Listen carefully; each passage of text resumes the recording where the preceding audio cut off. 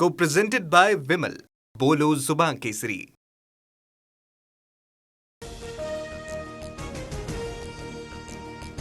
केंद्र सरकार लोकसभेत आज सार्वजनिक परीक्षा दुरुस्ती विधेयक मांडणार. पेपर फुटीला आळा घालण्यासाठी सरकारचे प्रयत्न. नव्या विधेयकानुसार दोषींना 10 वर्षांपर्यंत कठोर शिक्षेची तरतूद.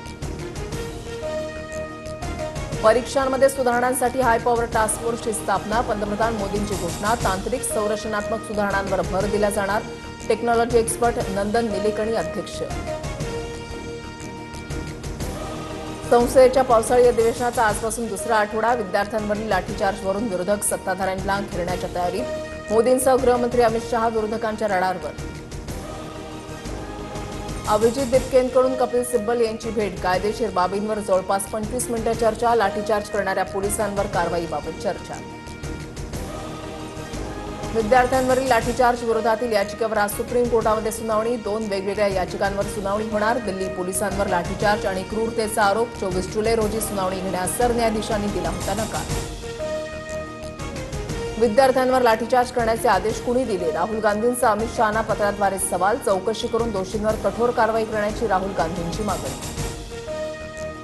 अंधभक्तांच्या विरोधात देशभक्त जिंकले. सुरळानं हुकुमशहाला नमवलं. उद्धव ठाकरेंचा केंद्र सरकारवर हल्लाबोल. तरुणांनी देशाच्या इतिहासातील सुवर्णपान लिहिल्याचं भाष्य. ठाकरे बंधूंना सेलिब्रेशनसाठी कारण मिळालं याचा आनंद. उद्धव ठाकरेंच्या डायलॉगचा काहीही परिणाम होत नाही. मुख्यमंत्री फडणवीसांचं ठाकरेंना प्रत्युत्तर. धर्मेंद्र प्रधानांच्या राजीनाम्यानंतर मुंबईमध्ये ठाकरे बंधूंची जल्लोष सभा. शिवाजी पार्क परिसरात तरुणांची अलोट गर्दी. आत्महत्या केलेल्या विद्यार्थ्यांना आदरांजलीही वाहिली. उद्धव ठाकरेंकडून गडकरींचा खड्डे मंत्री असा उल्लेख. पुढचा मुद्दा इथेनॉलचा. ठाकरेंचा निशाणा. तर आता गडकरींचा राजीनामा झाला पाहिजे. हर्षवर्धन सपकाळांचीही मागणी. पंतप्रधान मोदींनी फडणवीसांना शिक्षण मंत्री बनवण्याचं ठरवलंय. फडणवीस उच्च शिक्षित ते बेस्ट शिक्षण मंत्री बनू शकतात. संजय राऊतांकडून पुनरुच्चार. दिल्लीला जाण्याच्या चर्चा मुख्यमंत्री फडणवीसांनी फेटाळल्या. मी मुंबई आणि महाराष्ट्रातच आहे. फडणवीसांची प्रतिक्रिया. एलजीबीटीक्यू समाजाचा एक भाग आहे. त्यांना सन्मानानं वागवा. हीन वागणूक देऊ नका. सरसंघचालक मोहन भागवत यांचं वक्तव्य.